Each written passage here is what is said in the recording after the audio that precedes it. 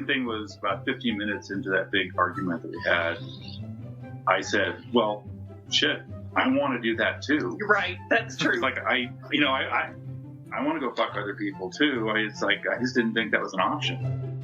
Welcome to Normalizing Non-Monogamy, the podcast where we interview incredible people from across the entire spectrum of non-monogamy to hear their fascinating stories.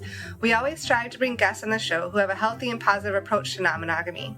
However, everyone approaches this a little different, and at its core, our show is about hearing and learning from the different experiences and approaches people have.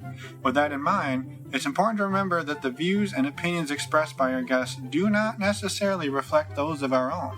It's also important to remember that we aren't doctors or therapists and that we produce this show for entertainment purposes only. Please consult a medical professional for anything regarding your health that you might learn about on this show. One final thing that we need to let you know about is that this podcast will hopefully include some explicit language. So, if that kind of thing offends you, we suggest you just keep listening until it no longer does. However, if you're under the age of 18, you should probably stop listening or gather up your parents and listen as a family. Enjoy! Welcome to episode 42. We're Finn and Emma, and first off, Happy New Year, everyone! It's 2019 officially. Well, you're a day late. Well, it's still officially 2019. Woohoo! Yes. Happy New Year to everybody. We hope everybody had a wonderful 2018 and that you're gearing up for an even better 2019. We can't say too much about it, but we are. Yeah, we're excited. We've got tons of awesome stuff coming. We've got some really cool things coming for the show in 2019, so stay tuned for that. We're working hard and hoping to bring you some awesome things. One of those things I will mention that we're allowed to mention because it's our show. If you want to leave us any feedback, reach out to us, say hello. You can do that on our website with the old-fashioned email format. Uh-huh. And now you can leave us a voicemail. Dun, dun, dun, dun. We won't know your phone number or anything like that. It's just a little button you click.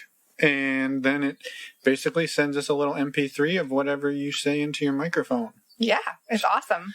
So, yeah. You can find that at our website, normalizingnonmonogamy.com. And, real quick, while we're at it, we'll just tell you all two of our favorite resources. The first one is the website that we use to meet other people and our favorite place to do so, Cassidy.com. And we're able to now give you 6 free months of a premium platinum. I don't know what the word is that they use, but basically the all expenses paid 6 months free membership. So get on there. The more of you that are on there, the better the site is and the more people that we can meet through the site. So do that. Yes. The other resource we quickly wanted to mention is stdcheck.com. You can use the link on our webpage for $10 off, and that's a really easy and fast service to get tested for STIs. Yeah, and both of these are awesome for you, and they support the show. So we appreciate all of you who have used them. Thank you for that. Yes, and again, all the links are on our website. normalizingnonmonogamy.com. Good job. I know. All right. Now, we haven't actually officially mentioned the interview for today. Oh, yeah. We should do that. Bill and Felice. This is a pretty awesome interview. Yeah, they're an incredible couple. We're going to get right to it. I will just say, though, the one thing that I really loved about this is that they got started in sort of an unconventional way and in a way that most people probably wouldn't. And, yeah. And they also have done some unconventional things throughout their trip. But I think my favorite part about this is that, you know, rather than throwing in the towel or giving up, they sort of turned what was a very difficult situation into the best sex they've ever had in their 33-plus year marriage. Yeah.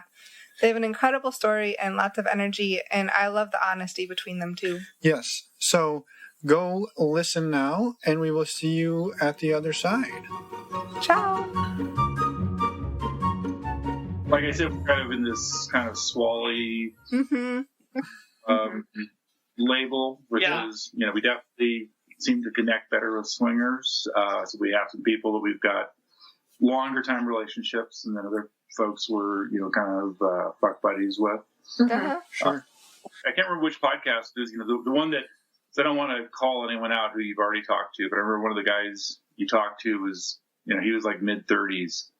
And he made a comment. He says, "Well, what happens when we're 50?" Here to tell you what happens when you're 50. So, my comment is, well, when I'm 50, God, I've had the best sex in my whole life since I've been 50. So, you don't have to stop when you're 50. It actually could be really great. Yeah. But it is different. And I think that's an awesome place to maybe we'll just start right in and maybe tell us a little more about yourselves and the listeners a little bit about who you guys are just as people, and then maybe we'll kind of roll that into your story. Okay, cool. So I'm Bill. I'm 55. I'm a professional. We live somewhere in southwestern United States in a medium to large city, and we've been married for 33 years, and been doing this swinging / poly, whatever it's turned into, for about the last 3 years. So first year we kind of were identified as swingers, and things evolved over time. Yeah. And so I'm Felice, and what? You're 54? Oh, I'm 54, and I'm a professional. I work full time. I'm the one who got us into this kind of by accident, but somewhere in my head, I knew Bill. He's a scientist and he's very intellectual. He thinks a lot. So he's led by his intellect more than his emotions, but his emotions did get involved. So somewhere along the line, I knew he would understand, but I wasn't brave enough to ask him about it at first. So that was kind of a rough couple of months. How long had you been thinking about it before you decided to bring it up to him? Well, I had a friend who was on Craigslist who was meeting up with these men and or hooking up with them, and I was fascinated by her stories. I would go to lunch with her and go, "Oh my gosh, what are you doing?" And she would tell me all about it. And there was a part of my mind that was like, God, I wish I was doing this or something like this.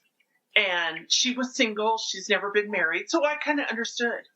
And my father died, and I kind of went to a dark place. And one Saturday I was home alone, and I got on Craigslist and I put my own ad out and said, "Oh, I got a hall pass." And I didn't. And I met a couple of guys, and one of the guys worked where I worked. And I work for I work for a university, so it's huge. Sure. And he didn't work in the same part of the university that I work in. And we just met in my office one day after work and fucked, and the die was cast. and at this point it was, I guess that would have been labeled cheating at that point, right? Because you hadn't... Okay. I don't like to call it cheating, but it was.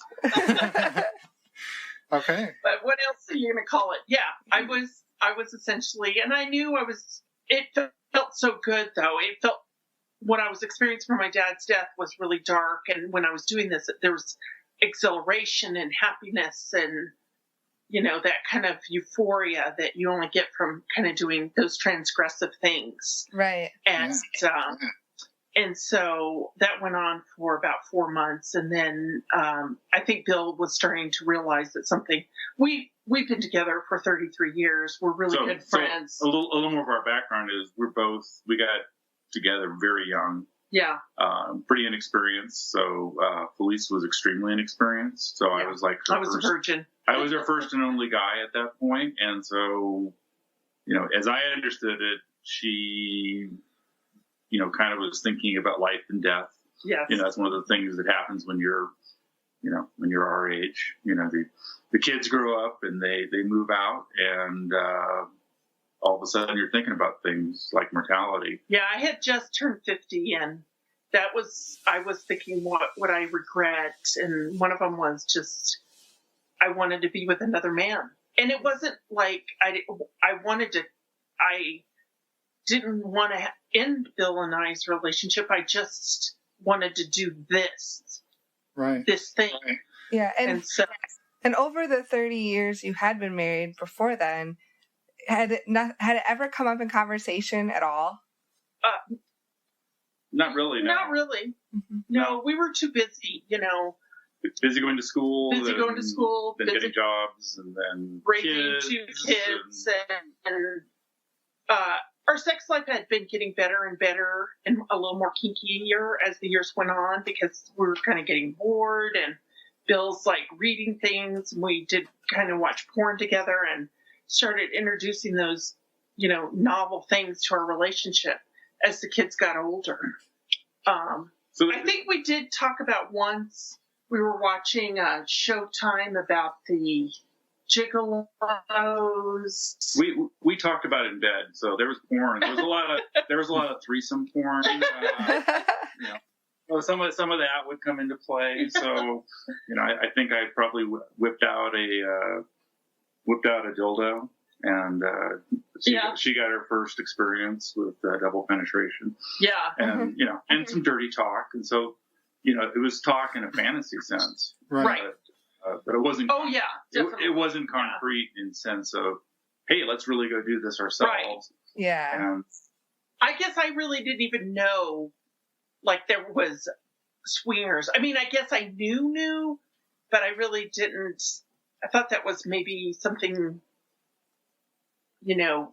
esoteric and it was like Eyes Wide Shut and stuff like that. So eventually I found out what she was doing. And I was wondering if Felice, if you don't mind taking us through sort of how that worked for you, sharing with him what happened and what was happening, because I imagine that was obviously not an easy thing to do. I'm sure it was scary and probably terrifying. No, it was truly terrifying, and it happened. I think Bill kind of knew things were going badly. That there was something wrong with me, and that my mood had changed. And Bill just thought I was depressed for my father, but I think he started realizing something else was going on. And one day I left my private email open on my computer, and he saw it. He called me at work and said, I found your emails. And I knew exactly what he meant. And so I came home, and I had to go back to school that night. I was getting my master's degree, and I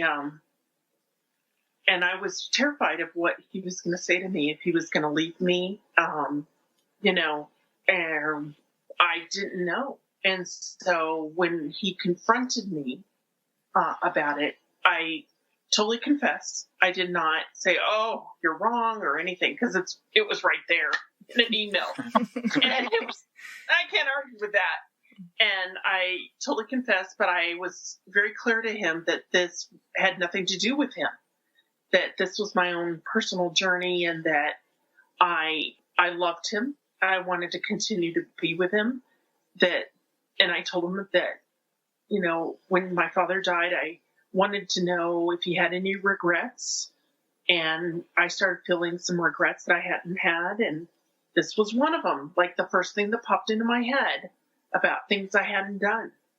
And I'd never been with another man, and I really wanted to experience what that was like. And Bill was very, very upset. He was livid. And the next 9 months of our lives was pretty tumultuous. In the middle of that, I had a hip replacement surgery, and Bill just, he was right by my side, took care of me. He didn't hold a grudge. He cared for me for, 6 to 8 weeks that I was off my feet. And that proved to me that infidelity, you can live through it and still love each other. And there's a lot of healing that goes on with that. Mm-hmm. The amazing thing was about 15 minutes into that big argument that we had, I said, well, shit, I want to do that too. Right. That's true. It's like I want to go fuck other people too. It's like I just didn't think that was an option. Yeah. And I think the other thing was, and there was part of me that was turned on by the whole thing. So I was turned on by, I made her sort of divulge, what happened, and I was turned on by what happened. And so I had, at the time I had to kind of sit and cook in that and figure out what that was. Yeah, right. I mean, you're pissed, but at the same time, you got a boner, and you're like, what do I do with this thing? Well, I did something with it. So yeah, I've never been there. Yeah. So the 9 months we kind of been going on, but we figured it out. We didn't figure it all out. We kind of figured, okay, we want to kind of open up the relationship, and so we kind of went down the same route that she was going down. So we had this romantic 30-year anniversary trip that we took, and we finally, at the end of the trip, we're getting ready to come home. We decided, okay, let's pull the trigger. So we kind of wrote up our first. It was an ad for Craigslist because that's just kind of. Yeah, we didn't know. Like, what do you do? How do you do this? We didn't like. And so we wrote a couple of ads for basically, for threesomes, for a woman and for a guy, and a gal or a gal, right? Yeah, a gal and a guy. One for MMF, and one for FFM, and we let it fly when we got home. And this was your first step taking this, or this was your first step that you took after you found out about the infidelity that had happened. I wouldn't say it was the first step. We were in overseas. Okay. And so we tried. The first thing we did was prostitution was legal. So actually we paid for a call girl. I owed him one. which was great.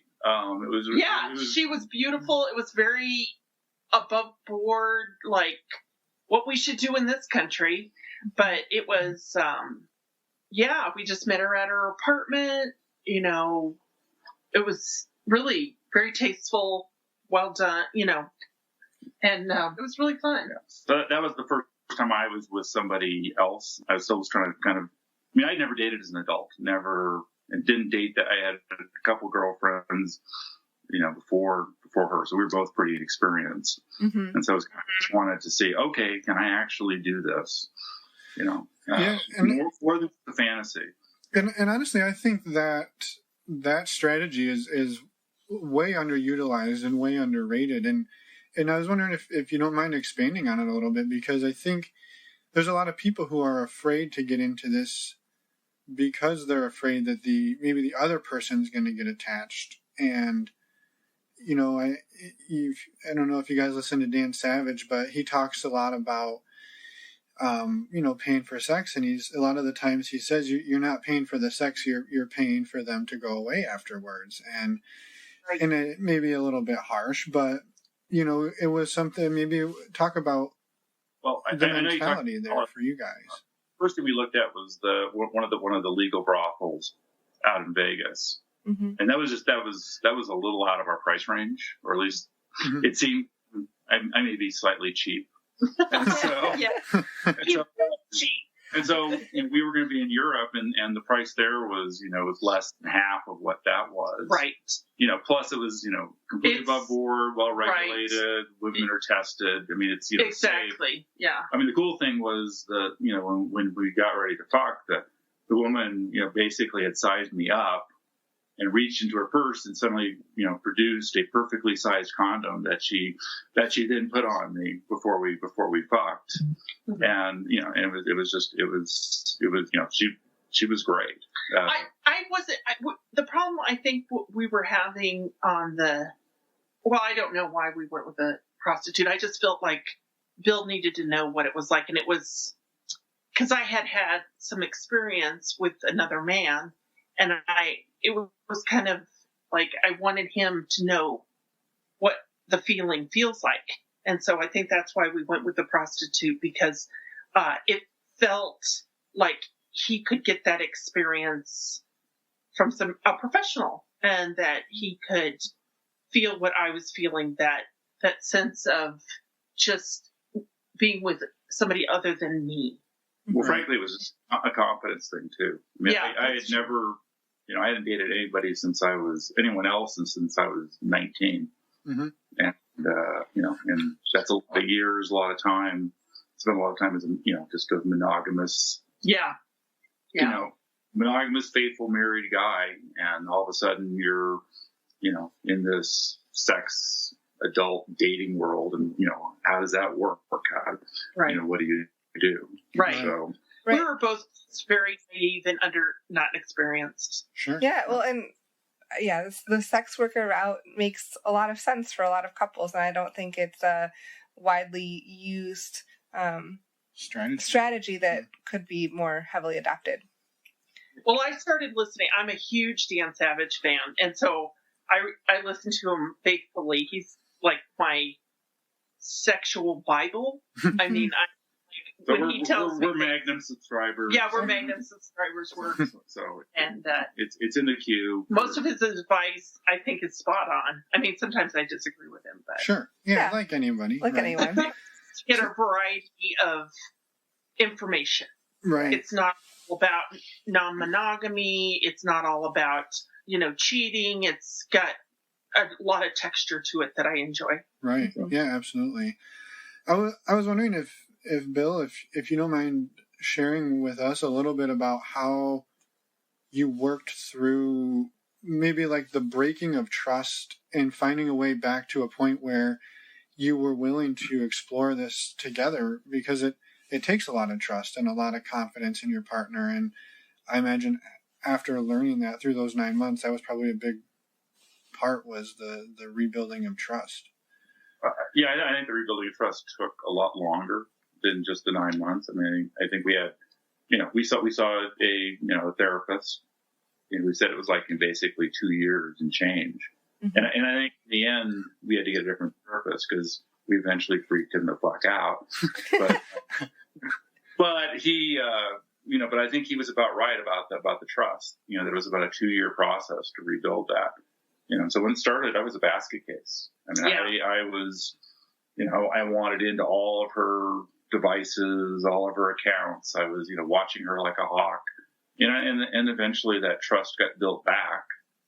And I actually think ironically, doing the swinging and actually, getting toward the poly lifestyle actually contributed greatly to that trust.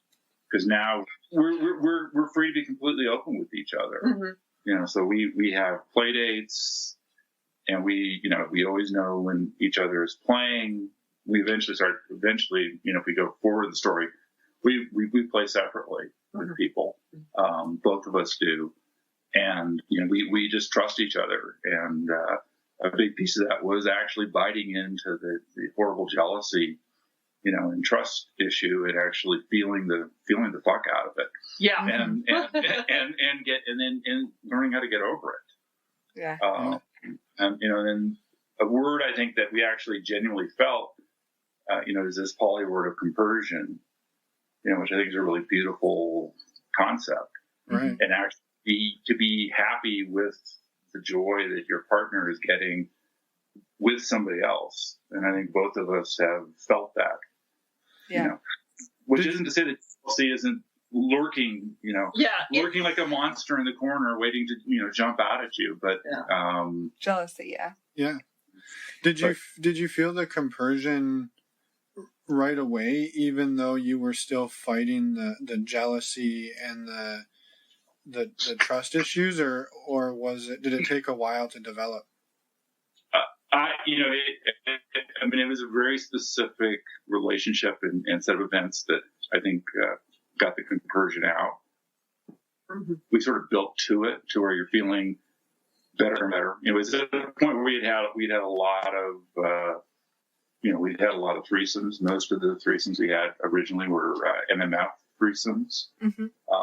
And so it's sort of getting off that initial feeling being turned on of with her with another guy. And so I was a guy plus some other lucky fellow. And ultimately learned, I think, to start getting through that by seeing how much pleasure she got and how much she enjoyed having two men with her.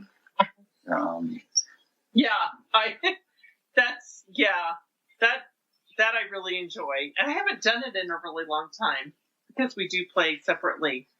But the compersion. Although last time she did was really super. Yeah. Yeah. Hey, when I turned 54 in April, and I organized my own foursome, I guess. It's kind of one of those, when does it become a gangbang? When is it just, Yeah. And I invited my very special guy friends and Bill's girlfriend, who is a friend of mine too. And the three of us are, I would say, very close. And she came and she fluffed my guys when we would be switching around. It was a really great evening because I loved everybody in a certain way, and they were all there for me, and it was truly very giving of everybody. It was just a really wonderful, afternoon. Yeah. It was an afternoon evening, but the afternoon part was the really good part. Right. Yeah. So she got one of her bucket list items checked off. So I was gonna say 54 doesn't sound that bad. I know, that sounds amazing. Yeah. So her bucket list was she wanted airtight. Wow. And so she, so I was the last straw. So I completed her, but she had a great time having three guys just ravage her. And, and our girlfriend had a great time fluffing and just watching the live. Yeah, she really enjoyed it a lot. So it was good. But I think the compersion, speaking of that, is last year I met a guy who's long distance, but we had immediately connected. And it was a really intense relationship, and I fell in love with him. And Bill knew it. I was very open with Bill, and he knew it. Bill knew it. He says, "You're in love with him." And I said, "Yeah, I am." And I think through the 8 months of that relationship, Bill really was quite content with it. He knew that I wasn't going to leave him or anything, but that I had this capacity to love two people at one time. And of course, that relationship was more of that new relationship energy, that the NRE that they talk about. And it was, all consuming. And Bill was still, very, I never heard anything like jealousy from him or anything like that. It was, and when it broke up, and the reason it broke up is because it burned bright and quick that the gentleman invited me on a vacation with his wife and boyfriend. This was so new to me, so out there. And I accepted it, but at the last minute, her boyfriend backed out, and I should have too. But I went, and there was them and me, and it was like doomed from the beginning. I knew it, and I just didn't want to feel it. I just didn't. I wanted to close my head off and say, "Oh, this will be fine." And it was clear. It was very clear to me by the second day that there was so much tension between her and I that this was never gonna happen. And so after that, it kind of ended abruptly, very immaturely, and not on my part. I wanted us to be friends, but he couldn't remain that way because his wife refused to let him. But wow. Bill, through the whole thing, and through the breakup, Bill was right by my side. He took care of me. He was so there for me. And I was like, I think we've reached that. It was like that pinnacle. It was like textbook Polly, kind of like you can't explain it to anyone else because you're comforting your partner. Yeah. Right. From a break with someone else. I mean, it's so weird. I really liked him. So I considered him a friend as well. So he was a great guy, and I felt maybe slightly misguided, but I felt completely comfortable. Didn't have any worries about him spending time being alone with my wife. And we went on like 3 long weekends together, and then for some reason, he wanted to invite me on vacation, which all those people thinking about doing this, that's a senior level thing to do. That's not varsity level. That's professional. That's professional. Non-monogamy. And you have to be, I think, go ahead. I was going to say, both of you, I feel like in the last, you said it's only been 3 years since you started doing this, and you've come a long way. Like that's crazy. I think it was, like I said, it was varsity level stuff that I should have not gotten into at all. So I'm just curious, how many days did you have to suffer in the agony of awkwardness? Yeah, see, you know it. Wow. Yeah, it was about 4 days. Oof. Wow. And actually, in the middle of it, I told him I want to leave. And I should have lied and said, oh, my work needs me. I got to go back. Instead, I told him, I just said, this isn't working. Yeah. And I said, let me just go. And he refused to let me go. And he's like, please stay, please stay. And it was awful. I mean, the day we went it was a Thursday. So Wednesday, I barely saw him that day because she, it was clear. And then I called Bill and I said, I need to go. And Bill was like, don't do it. But Thursday we got on we went to the airport. Oh my God. I thought I was going to throw up. I was just my stomach was in knots. It was very rough. I'd say for almost 48 hours. It was, wow. It was nauseating. Yeah. I mean, and it gets to the hard thing with the swinging, which is the four-way connection. Yeah. Because you'll have, two of the people will be instantly connected, and her and this guy, when we met them, the connection was instantaneous, but, his wife, there was no connection. It was just, there was nothing at all. And ultimately, she threw the veto card down hard, and that's it. Yeah. The veto card is something you should discuss with anybody you feel like you're getting a good connection with. I ask that now, or when I get into an open relationship and I like the guy and everything, after we've been together a couple of times, I ask, how do you guys your wife have veto power?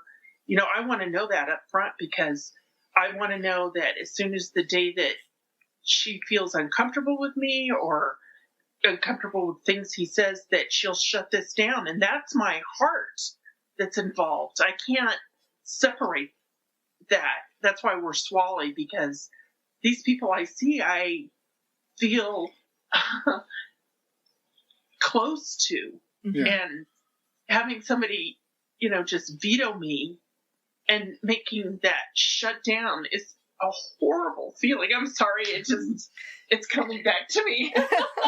I know, and we're making you talk about it a lot, so sorry about that. But hey, I don't mind talking about it. I mean, it's a big deal. It's kind of, we're one of the things you live, and I'm sure almost everybody feels this, is kind of the ebb and flow of the life, which is you've got your anchor in the couple that you are, but then everything else is much more transient. Mm-hmm. Yeah. And you have super duper highs, amazing highs. Oh yeah. Yeah. And then you got, and then you got the lows or the slow times or when things are kind of hard, and you got kind of weather that. And the hard thing is to figure out how to kind of even yourself out so you're not going crazy. Right. And it's hard not to go absolutely nuts for the highs. Yeah. Because the highs are so amazing. Yeah. They are. It's incredible. Go ahead. Oh, no, sorry. Did the transition from when you guys were, it sounds like when you first got into it, it was we're going to be swingers, and then all of a sudden you come back and you're like, hey, I'm in love with this guy. Was that a tough transition for you guys, or I guess maybe on Bill's behalf of you had gotten through a lot of the trust issues, and then all of a sudden the game changed on you, and Well, there was a lot of intermediate stuff. I mean, we had, it felt like a really smooth transition. It was just sort of like an epiphany. Okay. To some guys, like, okay, he's in love with him. I don't feel threatened. I don't feel like she's going to leave me, or there's no threat at all, But I definitely know what this looks like, and so it was like, oh, okay, I'm okay with it. And if I can interject, at the same time, Bill was building a relationship with our girlfriend. We had met her right before this happened, correct? Before we met that couple. Before we met this guy I met. And so Bill was building a really wonderful relationship with this woman that we continue to see. And so I think he was starting to feel the attraction of another person other than me. He was starting to feel, he was having feelers, whatever they call them, feels for her. We had a couple of months leading up to before then where I think a lot of our initial rules were getting kind of trampled on. Oh yeah. Pretty hard. I wanted to just back up for a second. We kind of jumped a little bit ahead. You had said a little while ago that you had come back from your vacation for your 30th anniversary and you'd set up Craigslist profiles for MMF and MMF and MFF threesome. And then on Craigslist, can you briefly take us through, I guess, what happened after that and like how it kind of led into you dating separately and then get into where you're at now? I won't. Oh, you want to? Okay. We'll let you comment. So, so it happened. So, and as we've come to see as the usual, the dicks flew into the mailbox. So I had a long list of men. We had a mailbox full of dicks and, and lots of sorting to do and not many women. Long story short, we had, I think 3 MMF threesomes, most of which weren't very good. Let me interject, though. One guy was a keeper. One guy was a keeper. One guy, although we never met him and played with him, he was very smart, and he had a weird profile name, and that made him seem like he was well-read. And he said, "Have you tried these sites?" And he did. So we are on SL. That's popular here in our area of the country, where I know Cassidy is not very popular here, and other sites aren't. So that it's very regional, I know. Yeah. So that was the best information we got out of that whole Craigslist thing, is that this one guy told us about the sites and other places we can look for. I think he even said FetLife. He said SLS and FetLife. Yes. And so we got on SLS, and we never, basically we shit canned Craigslist right away. And we had 3 or 4 threesomes on Craigslist. She still sees one of the guys, so he kind of feeds one of her major kinks. So he's like a really good dom. And he and I get along well, but. Yeah. So we got an SLS, and then we started doing SLS. We started seeing there was house parties. No. There was a club here in town, and so we went to that a couple of times. We never really met anybody there. Well, really nothing. No one good. We're not good at parties, so you got to feel that out for yourself. Yeah. Some people are good at parties. But we never felt that great. At least here we felt that it was cliquey. Yeah. But the site was nice, and we would often get couples because we were on a couple.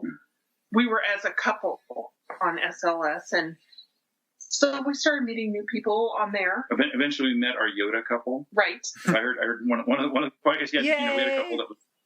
Yoda couple. Like we had a meet that was. Where we knew as soon as the meeting started, we had really fucked up. We had totally fucked this up, and we were in a situation that we had to get out of. So we escaped. almost literally. And by meaning you fucked it up, meaning that you met people and got yourselves in too deep and you needed to back out?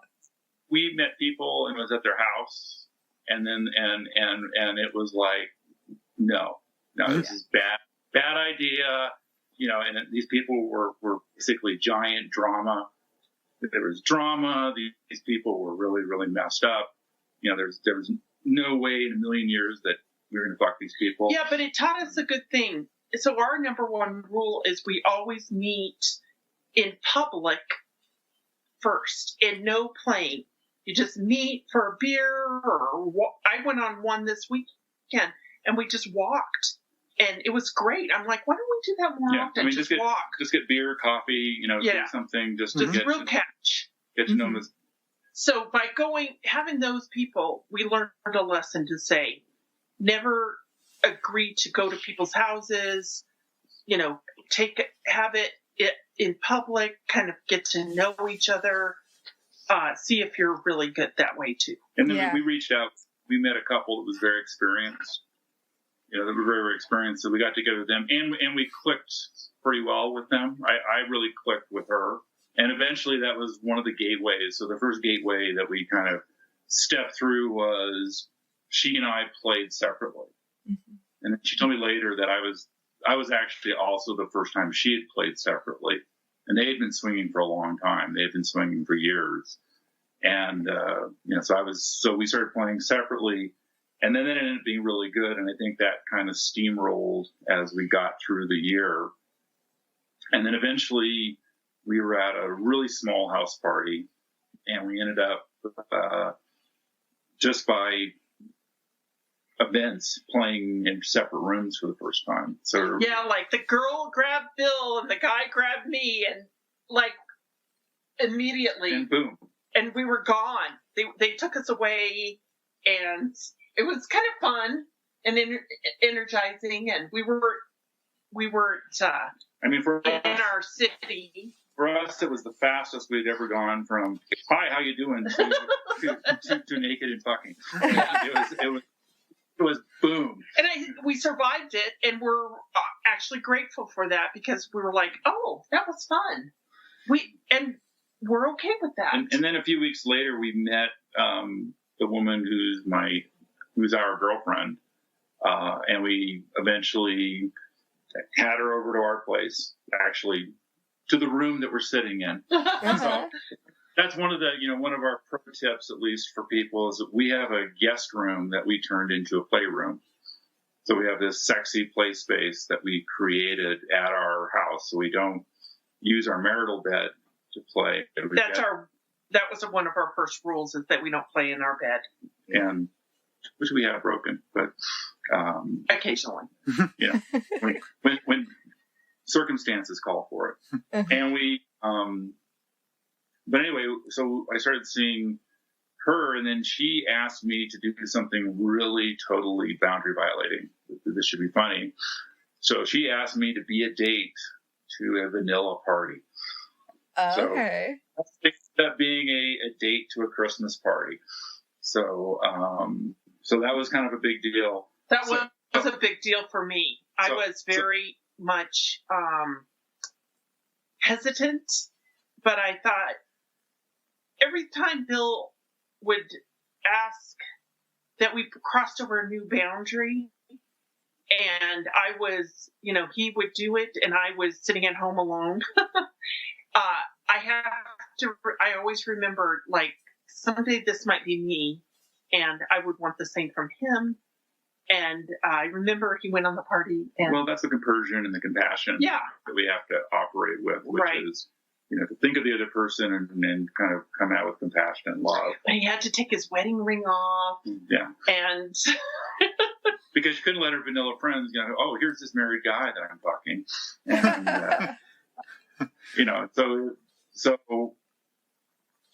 so the thing that happened, the other thing that happened at the same time was, so the night that I was going to this vanilla party, she was actually being the male member of the Yoda couple. She was being her date to a sex party, to a house party that was taking place here. It was fun. And so she was going to a house party as some other guys date. And she had a really good time. So, yeah. And you were going to a vanilla Christmas party. I did get laid. I did get laid after the party. So, you know, it wasn't completely vanilla night, but it was still, you know, it was still good. Yeah. Yeah. So that was sort of a major kind of step towards opening up the relationship in kind of a new fashion than we had before. When you guys first started laying out the foundation and the framework for this, I imagine there wasn't rules on the list like no Christmas parties and that kind of thing, right? That's not something you can really plan for, but were there some rules that you guys laid out at the beginning, and how did you go about letting those rules sort of dissolve over time? Because I think that's easy when people get into this. They overrule. They create more rules than they think are necessary because they're afraid of things, right? And then as they start experiencing it, sometimes those rules relax or new rules get created. I guess, what did the process look like for you? Well, I think the rules we started with, well, because I was the one who had the infidelity, I let kind of Bill lead the way. Mm-hmm. Because I felt like he needed to set his boundaries and I needed to kind of say, okay. And so in the beginning, it was anytime we played, we had to be with each other and it wasn't going to be in our bed. And there were, you know, they weren't really strict per se, but I know that they were more guidelines than I would say rules. And, you know, we were seeing kind of doing threesomes for a long time because Bill had to build up that trust for me. We were still in building trust mode. Mm-hmm. And so about a year afterwards that we started opening up our relationship, we were already seeing this one guy kind of doing threesomes with him, you know, often. And he told me one day that he would like to see me alone. And so I asked Bill, is it okay that this guy's going to be in town? And would it be okay if I just went to see him? And Bill struggled with it. He was not great, but he agreed to. But I had a finite time that I could be with him. And then I had to be home. Right. And so, go ahead. I'm just curious. I'm just wondering on Bill's behalf, if the guy had come to you, Bill, and said, hey, I'm going to be in town, it would be, I haven't asked Felice yet, but I think this would be really fun. Would you be okay with it? Would that have been easier? I honestly don't know. Okay. I think it's better. I mean, now I think that would be kind of a cool step to do because we're kind of cool with it. It wouldn't be such a hard thing. It was a pretty hard emotional thing to navigate. Because I had, I remember I was at the gym working out, you know, while she was having her play date, you know, and I was trying not to think about it, but it was, you know, it was like on my mind. Mm-hmm. You know, because I've watched them fuck before and I kind of, you know, knew it was going on. So I ended up, you know, talking to this woman who I played with separately, and she kind of, you know, acted as my confidant and kind of talked me off the proverbial ledge, you know, while this was going on. I ended up actually paying that forward with another friend whose significant other was playing alone while she was losing her mind, thinking about it, you know, because it's almost like a scab you've, you know, torn off. I mean, it's just, you know, it's just hanging and twitching. It hurts. You just got to take it off, and, you know, and get through that.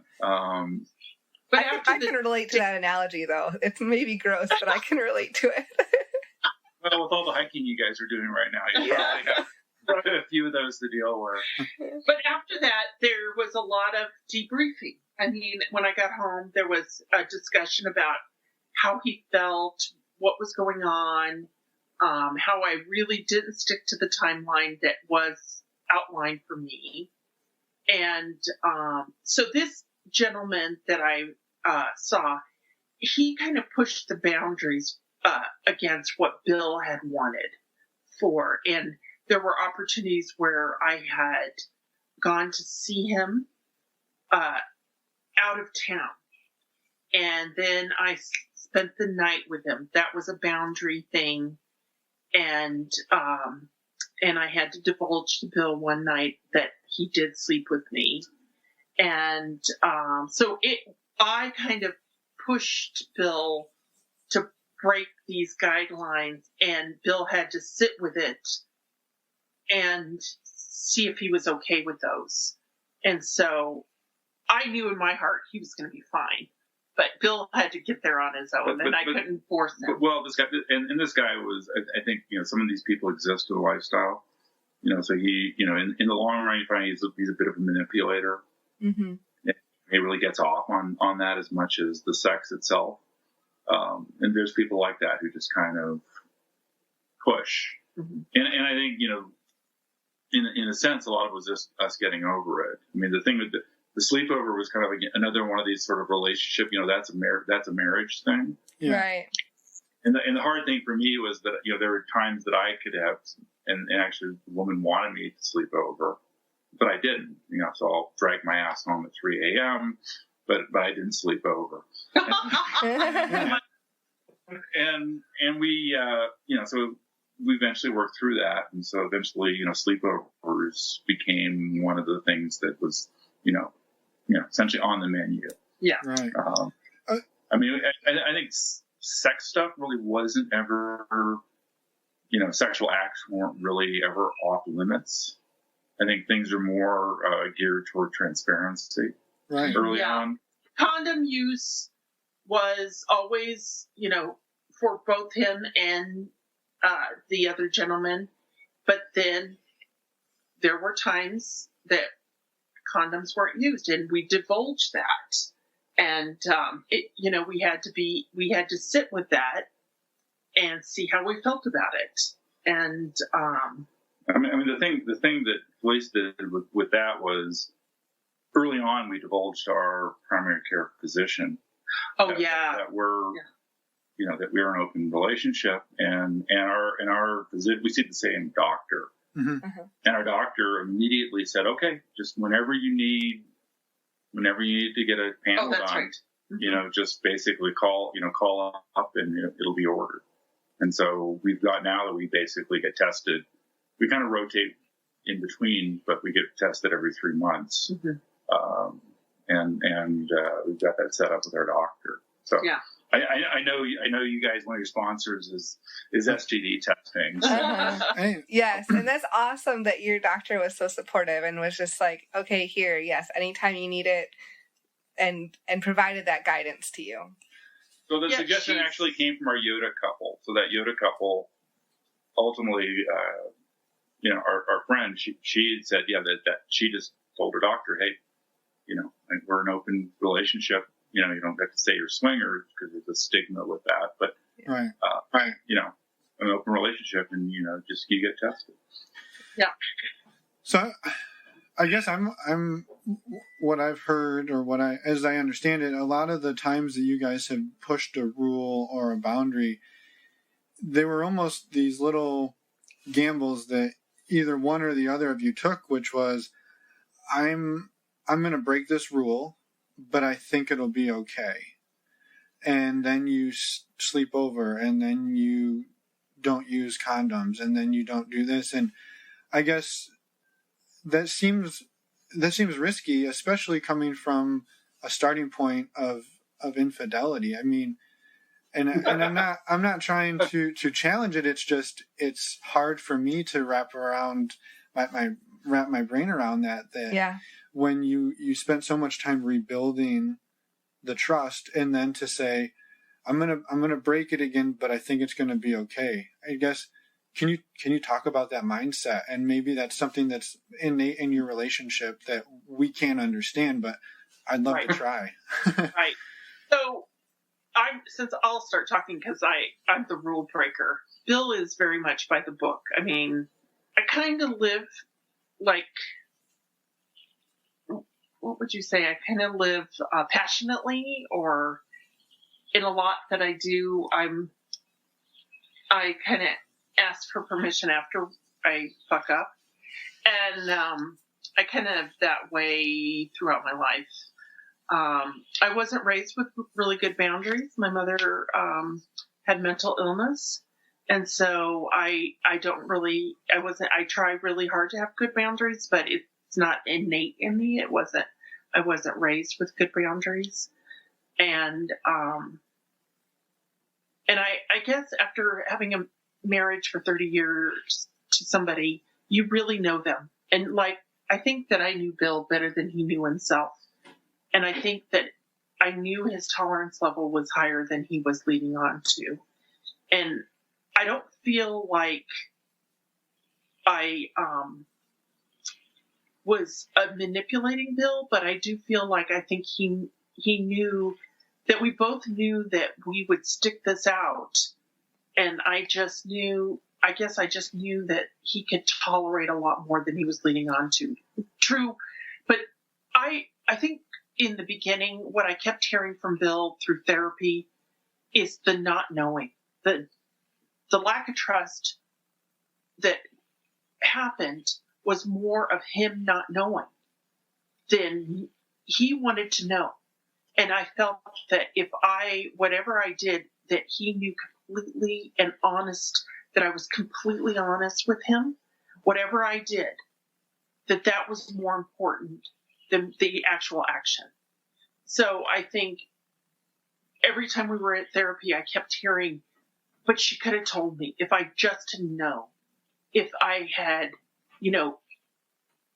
if there was just honesty.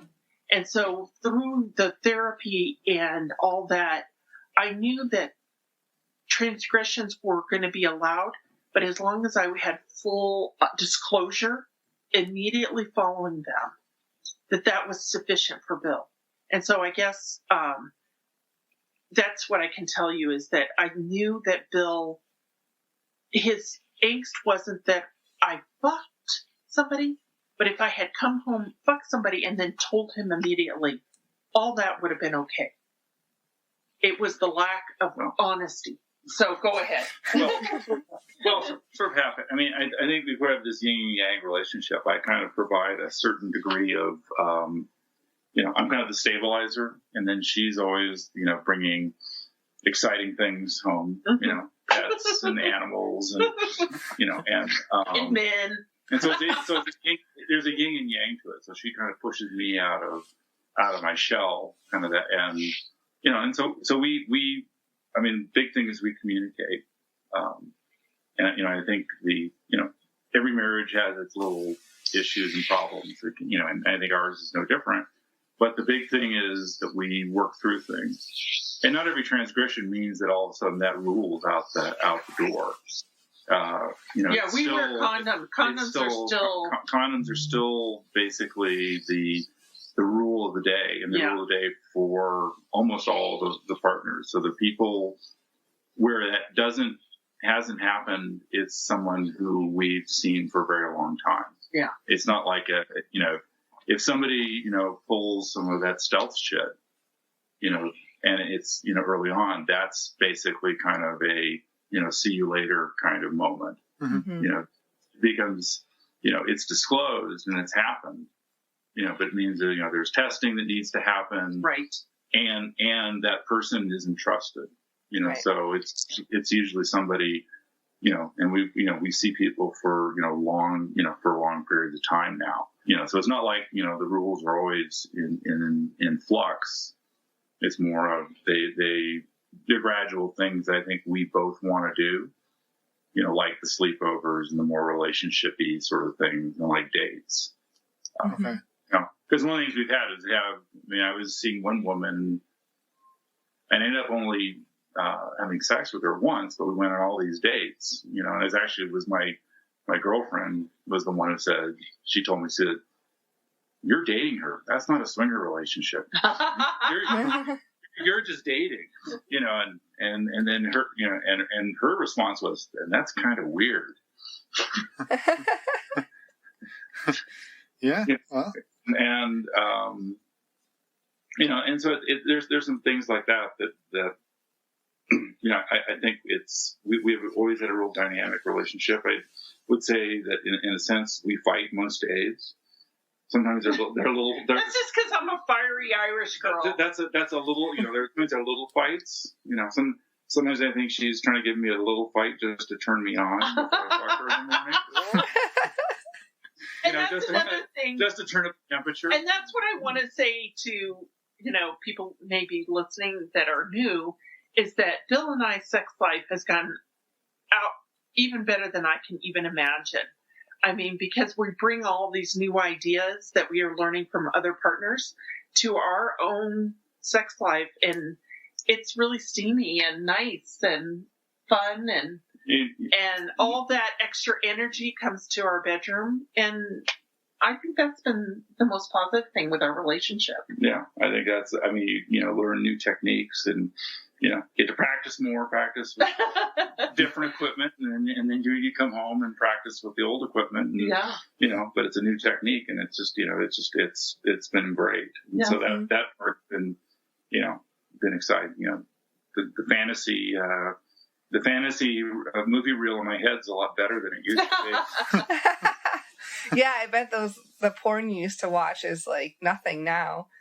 Actually, the honest truth is we very rarely actually turn the porn on. Right. We used to watch the porn, let's get warmed up. We'll turn get a porno on and watch it, and we almost never do that now. Usually, it's right to it. Yeah.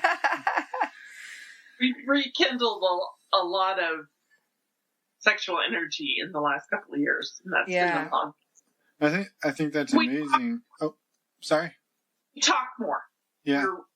We even talk more than we used to. I mean, and sex. I mean, our discussions about sex are very frank and very open. Mm-hmm.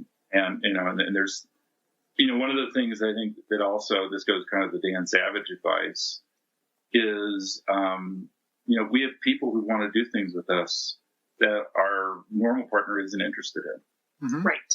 So you can explore kind of, styles and kinks that the other person has no interest in, but you've got someone else who really is. And so you can, you sort of scratch that itch without, it's kind of a different way of not asking your partner to take one for the team.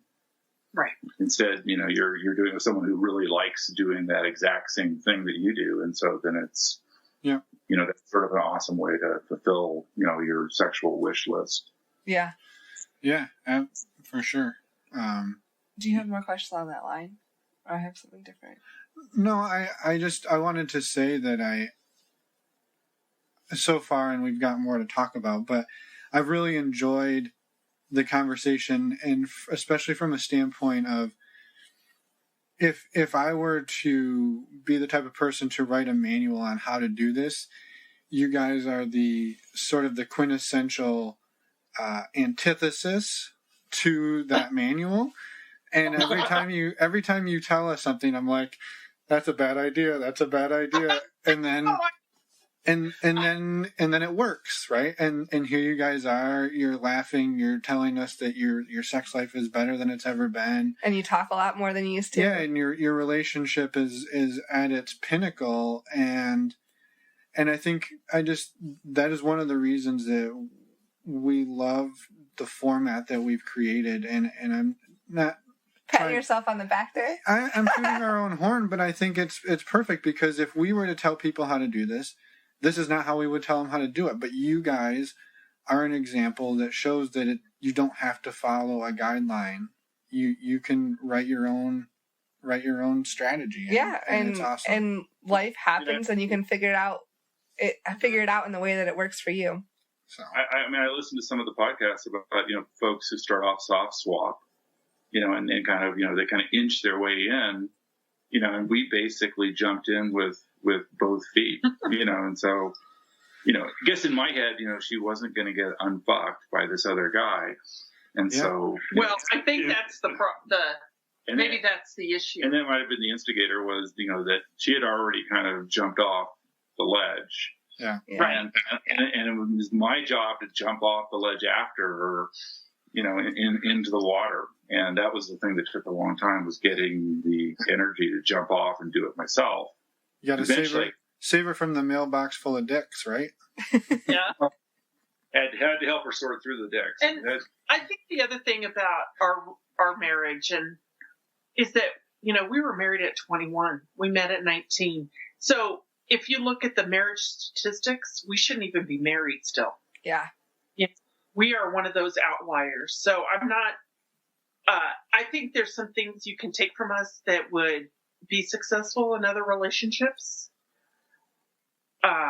or other people starting off in non-monogamy. But I hear, what is very fascinating to me when I listen to all the stories out there on the podcast about different relationships, when people say, oh, we've been together 5 years or 10 years. I'm shocked that you would even consider opening up your marriage for such a short period. You've only known each other for 10 years? Yeah. Oh my God, Maeve. That seems like so new. or even the couples who met, where basically they were open from the go. Yes. And yeah, yes. I know. She was saying that, and I know I've listened to all the podcasts, so I knew what she was saying to you when she said them. And a lot of us. But it was a different time, 1980s. That was a different. Oh yeah, a different world with no internet. yeah, that does make things easier. That's another thing I wanted to, with the age thing, that I do think is kind of consequential. And one of the reasons I wrote to you was, when you're older, there still is the sensation that the clock is ticking really loud when you're a little bit older, because you feel that sense of time much more acutely when you're a bit older, and you sort of feel like you need to get your shit together. Yeah. If you're going to do something like this, it's something you need to experience kind of in the now. Right. And so I think that was a big element of kind of pushing us the way we did. Right. Mm-hmm. I agree. Initially with her infidelity, but the reaction to it was, oh shit, this is a possibility. How do we basically engineer this to happen? And then go. And I on that, I think if you're young, let's just say you're 30-ish when whatever. I mean, you've got a long time to develop this relationship and be open, and we didn't have that luxury. So maybe that's why we were a little quicker or doing stupid things. Is that I think we both felt this sense of time weighing on us. With the death of my father, I truly felt that. I really felt like I still feel a little bit of that, in that, I don't know, retirement's right around the corner for us. Yeah. So I was going to say, has that feeling changed over the last 3 years? I think it's lessened a bit as you kind of get your bucket list kind of starts to get marked off, but that feeling's still kind of there. I mean, the feeling of aging is very strong. That's that dichotomy between, oh shit, I'm 50 and, there's all these things I haven't done and I'd like to do, versus, oh God, I'm 50 and I'm having the best sex of my life. I'm with someone who's, also at the same age, and it's like mind blowing, the kind of things you never would have imagined yourself, even when you're in your 20s, certainly your 20s, your 30s, or even 40s, that you would be doing these amazing, amazing things and feeling these amazing things when you're in your 50s. Yeah. Yeah. That's one of the really good things. Yeah. And even more so that you're doing those things because when something huge happened, you didn't throw in the towel and say, well, the last 30 years are out the window because of this one thing, but rather you took it and you flipped it on its head, and now you've turned it into something that has changed your lives for the better. So I think that's an awesome lesson. And I'm also curious. Oh, sorry. Go ahead. I was going to say, Felice had, this massive faith in me that, that basically pulling the pin on that grenade, wasn't going to blow up the marriage. I mean, that I would be forgiving. It was painful, but ultimately she was right. I knew him because I know him, because when you don't live with somebody for 30 years and not know them. So maybe we don't recommend this as a strategy for everybody. No, I would not do that. But maybe we think about it as if this happened, you have options other than fold up and part ways. Yeah, take your game home, right? So. Well, Esther Perel, those are her books. It's the infidelity should not be the end of the marriage, right, unless there's something deeper going on. But that it shouldn't be game over kind of event. And we're here to tell you it isn't. And for so many people, it's basically, you fuck someone else. Well, that's it. Get out, leave. We're done. And so I think that I knew there was more to it, and it also tapped. And it was important that it tapped into something that I also very much wanted, something I very much was unfulfilled by. Probably the bad thing on me is I was too afraid to ask for it. Right. Yeah. I was too scared to open that. Yeah. Yeah, because you weren't sure what was going to happen, right? Well, yeah, and so maybe that was, I mean, I know there's couples where they, they actually go through that door. It's like, they walk through the door of, hey, it'd be fun to, go fuck other people. And, maybe you're not that blunt about it, but, they kind of go at it through that kind of way.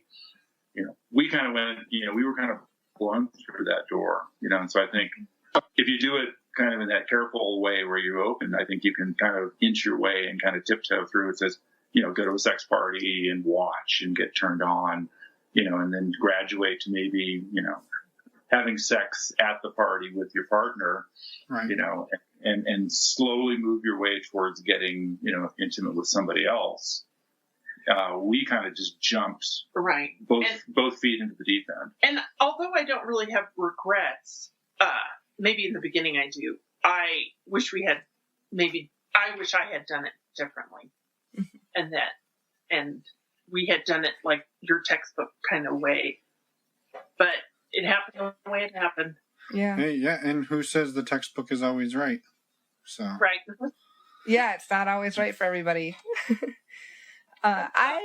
You mentioned, I'm going to change topics completely here, but you mentioned you have 2 kids, and I was curious, do they know what's happened at all in your relationship? I'm sure that you're a little bit different people now than you were 3 years ago.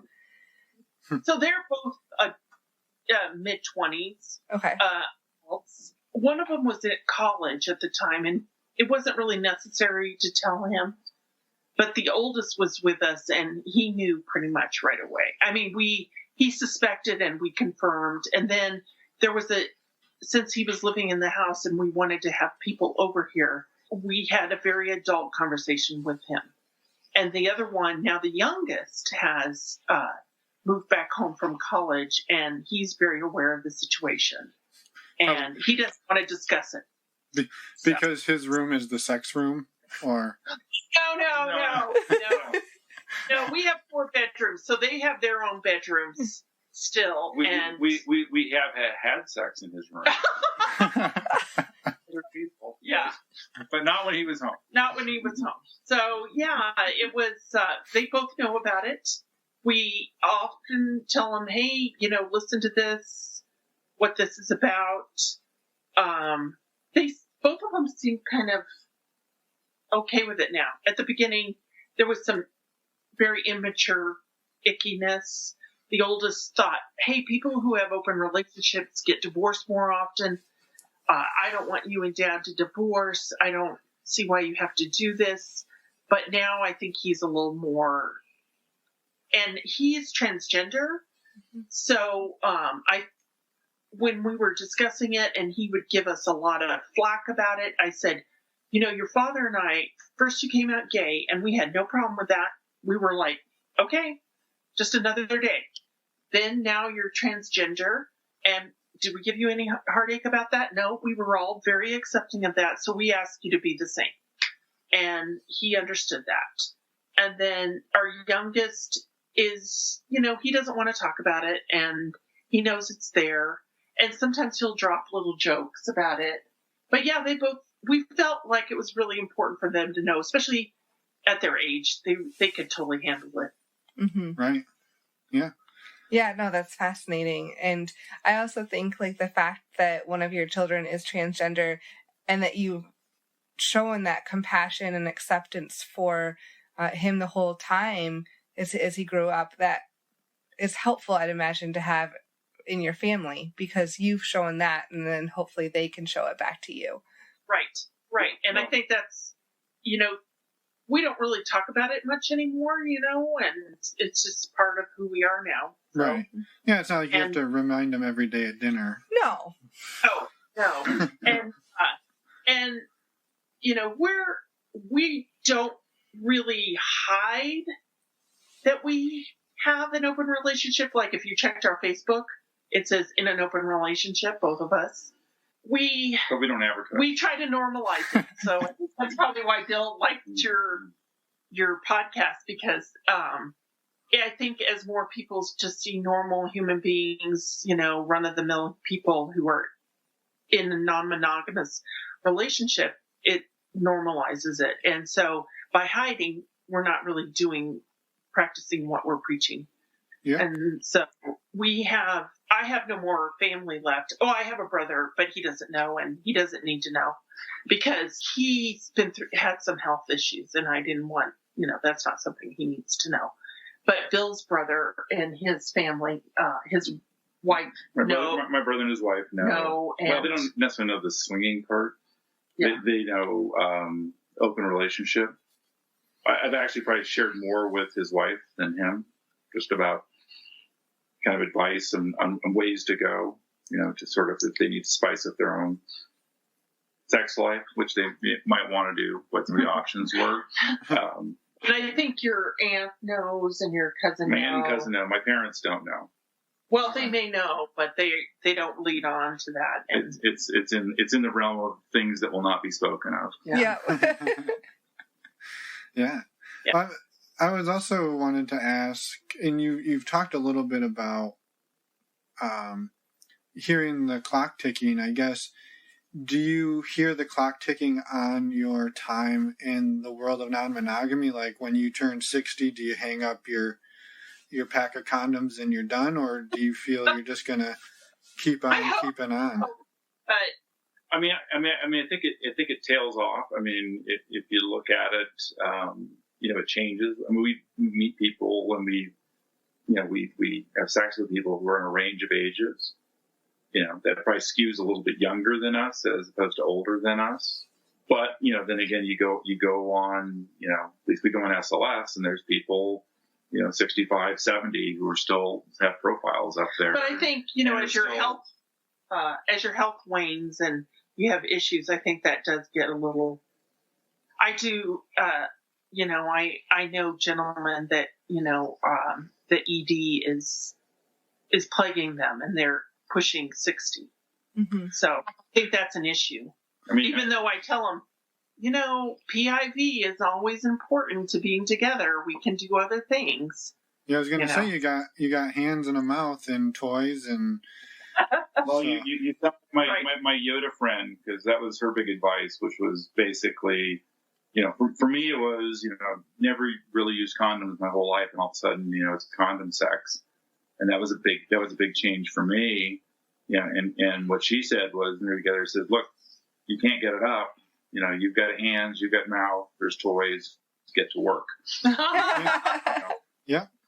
And so I think that's an important lesson, no matter how old you are. Yeah. But yeah, I mean, that's the male side of things. The clock's ticking a little bit on your cock.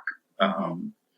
I mean, we have some friends who are a bit older than us that we play with in another city, and they're older, and so the biggest thing is the broader health issues, not their sexual health, but overall health also gets in the way.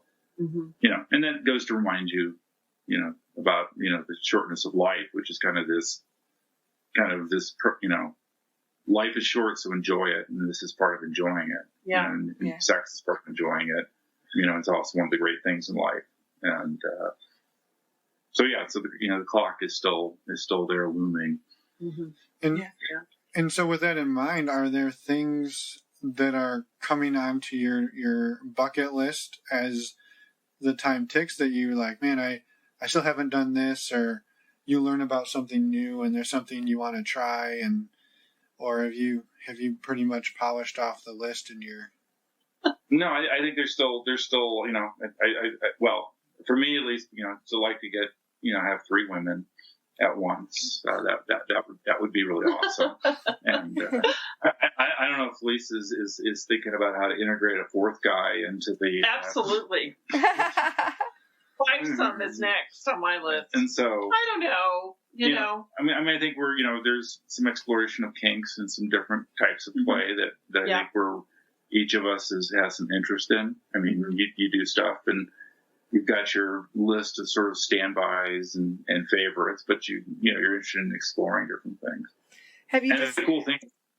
Go ahead. When you meet lots of people, you get exposed. Someone will whip up something that's like, hey, I want to do this, and boom, you got someone who likes and is experienced doing something, and you get a demo right there.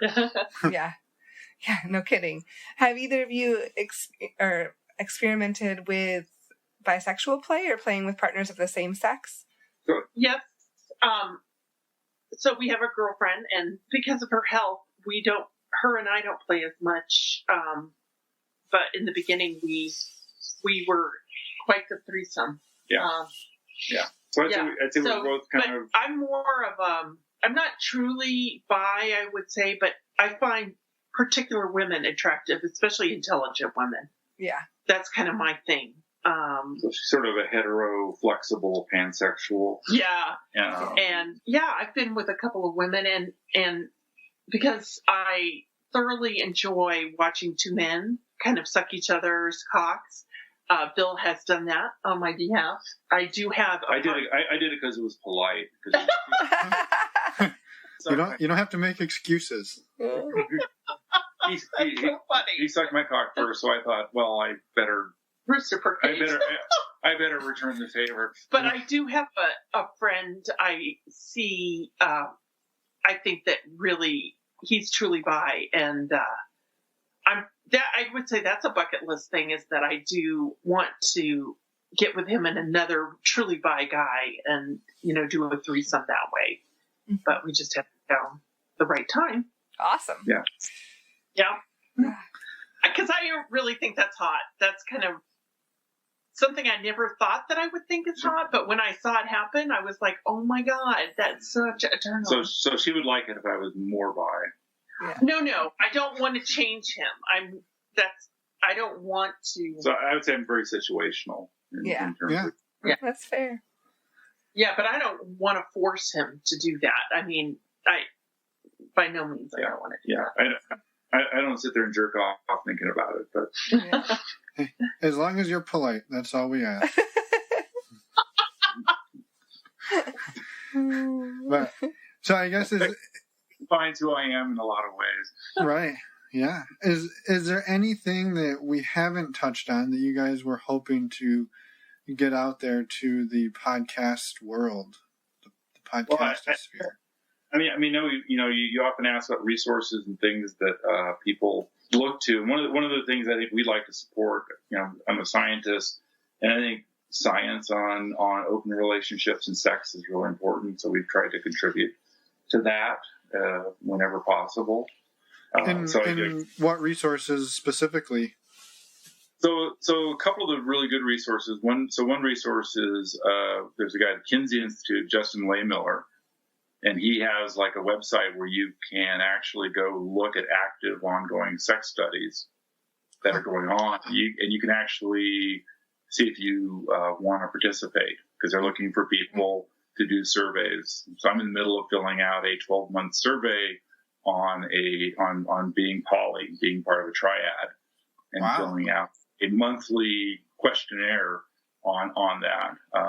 We got interviewed about conversion for another research study. Mm-hmm. So that's one thing. The other thing, there's a really great podcast out there called The Science of Sex. Mm-hmm. So it's Jana Zardalova. I think I mispronounced her name, but she's got this podcast that at least Felice and I think is absolutely phenomenal. Zana, right? Zhana, and then it's yeah.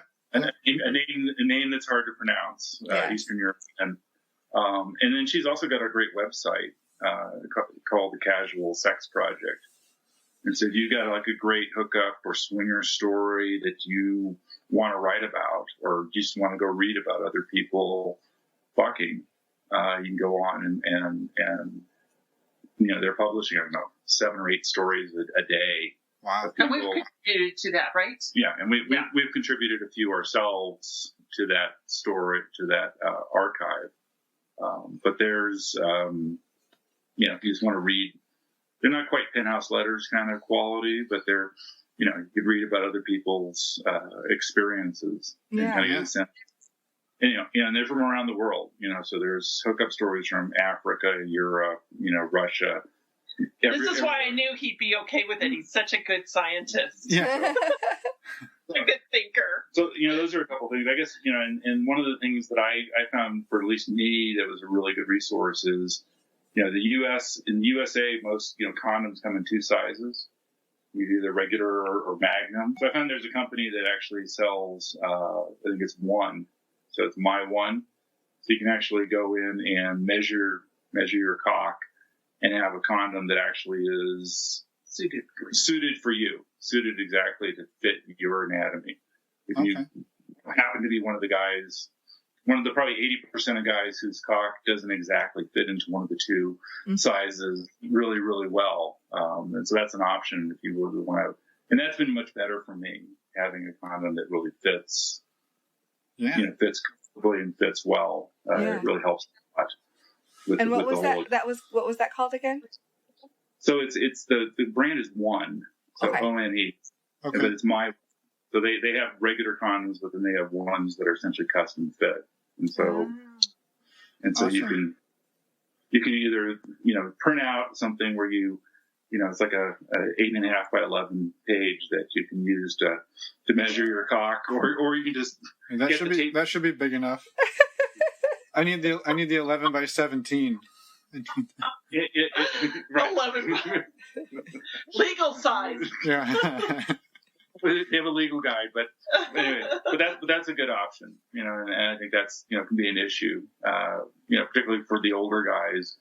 Condom use becomes increasingly problematic. Yeah. Because you generally got to have a hard cock to put that on. Those are fantastic resources, and some that we have not had other people mention. So we're also huge science supporters or supporters of scientific data. So I think that I'm going to go check out some of those studies, because I think that would be, and it's very important too. So thank you for sharing. And all the links will be in the show notes. So we appreciate that. And believe it or not, we have read all the textbooks. So even though my following, we've listened to well, we've read the Ethical Slut. And the Ethical Slut was really good. And Opening Up, and Dan Savage. But there's and there's a ton of other podcasts, including yours. So I really appreciate your podcast. It's great to hear this variety of stories. That's really great. I'm enjoying it a lot. Yeah, well, thank you. Yeah, and I will say the variety can't happen without people like you two willing to share a totally different spin than we've heard. So we do really appreciate it. Yes. Before we end, I want to ask one question. I want to ask, to end on a funny note, do you have like a funny blooper or just funny story from non-monogamy that you'd be willing to share? We talked about this last night. Yeah, we did. So, and we couldn't find anything, and then it hit us. So early on, when we were, first starting, we were just figuring out what to do. we had a threesome with a guy, and his suggestion was to go to an adult theater. And so we went to an adult theater in town, and we, and go in, and they're basically playing the endless porno loop up on the screen. And the problem with the adult theater is it's full of a bunch of, we'll say, just low-life guys. And so a woman walks into the theater with two guys, and all the guys it's like the moth that you just had. The moth is the flame, and the moths are. I was cracking up the whole time. I couldn't even, because these guys were all turned and they looked at me and they were all jerking off, or they were just staring at me, and it was just, I was laughing so hard. I was sort of borderline appalled because, there was a guy sitting in the seat next to me with his pants around his ankles, and it was like there was no sense of personal space, and it was a combination of horror and so that ended, and we said, we're going to spring for a hotel room. Yeah. Yeah. I don't know. That sounds like a bucket list item.